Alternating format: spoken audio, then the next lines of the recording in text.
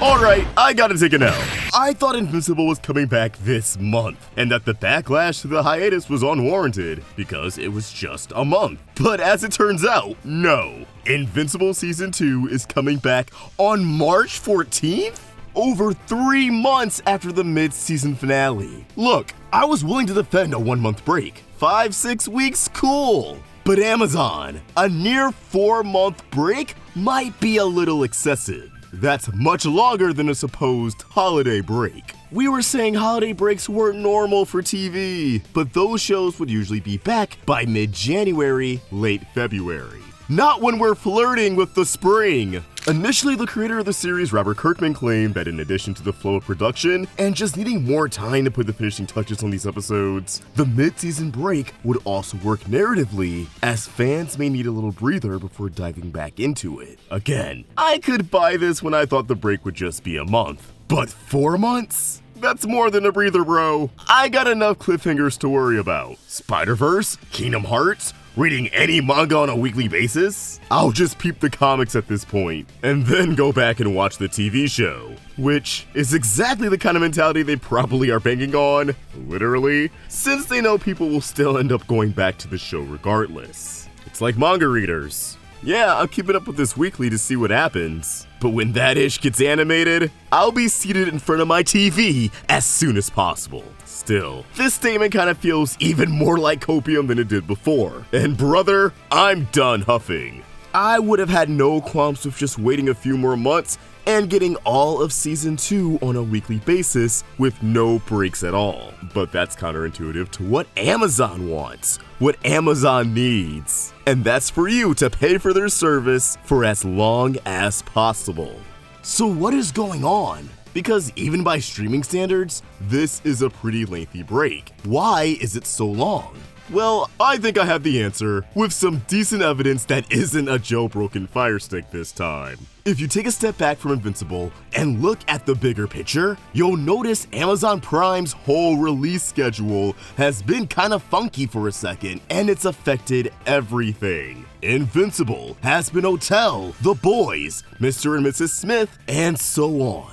Join me as I unpack the industry-wide domino effect that pushed back Amazon's most anticipated shows of the last year, and what it could mean for Invincible Season 3. And before we dive in, if you end up enjoying this video, it would mean a lot if you threw it a like and subscribe to the roundtable with notifications on so you don't miss any of our Invincible coverage alongside other animated series. Thank you for your continued support. Now let's get on with the video. So 2 major factors contributing to this are last year's Hollywood strikes and the current state of the animation industry. You know, how nothing is getting picked up right now? There are clear signs that Prime reshuffled their release schedule last spring for the rest of 2023 and 2024 as a whole, affecting Invincible in the process. When the strikes began, The Boys Season 4 was delayed in spite of filming being completed. Mr. and Mrs. Smith got delayed for a second time. Hazbin Hotel had absolute radio silence around its release, despite being initially slated for summer 2023. And at San Diego Comic-Con, months deep into the strike, it was revealed that Invincible Season 2 would be released in 2 parts. Now make no mistake, Invincible was always going to come out in late 2023. The show wasn't renewed until Season 1 blew up on the internet, and it usually takes about 2 years to make a full season of a cartoon from start to finish. And Invincible is the rare hour-long animated series. So honestly, it probably had a quick turnaround time, all things considered. It's worth keeping in mind that they didn't start working on Season 2 as soon as it was greenlit. They had to go through a staffing period on top of actually writing the scripts, so the storyboard artists have something to draw, and of course the storyboards are needed for things like the character designers, prop designers, background artists, color stylists, and so on. It's not just jumping into drawing the keyframes on the first day of production. There's a bit of a waiting game involved. But I do think this mid-season split was a result of not only the strike, but again, the state of the animation industry as a whole.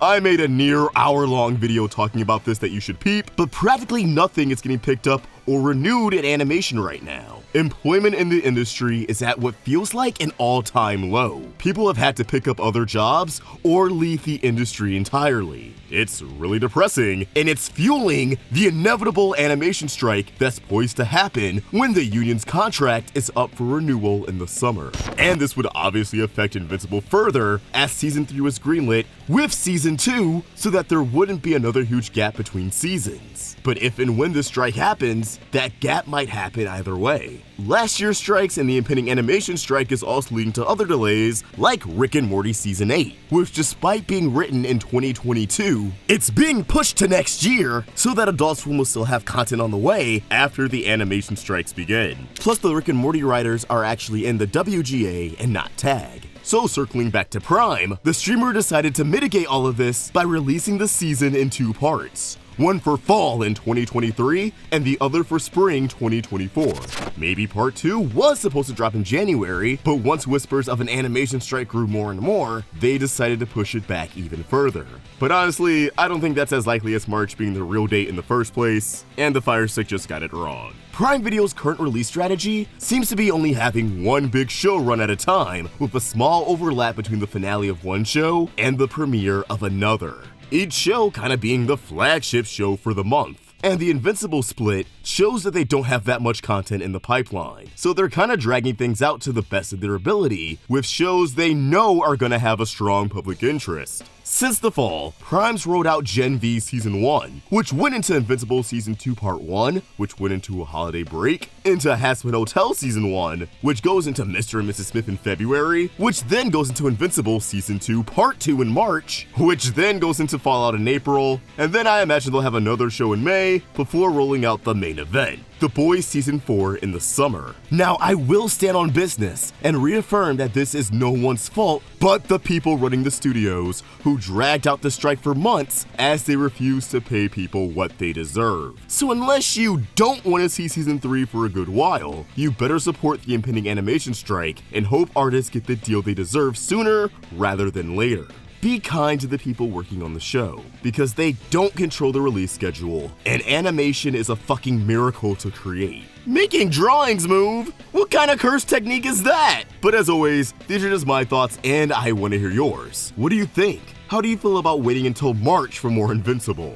Because I do think that's pretty ridiculous. It almost makes me wish they just premiered this season this year, all in one go. Come on, Bezos, why are we on this Steven Universe Attack on Titan type of timing? Do you want to sabotage your big adult animated series? Anyways, let us know your thoughts in the comments down below, and keep the conversation going over on Twitter and Instagram at AwestruckVox. Check out ToonDrip for some dope cartoon-inspired merch, and if you enjoyed this video, please throw it a like, and subscribe to the Roundtable for more great cartoon content. Thanks for watching, and I hope you have a dope day. Peace!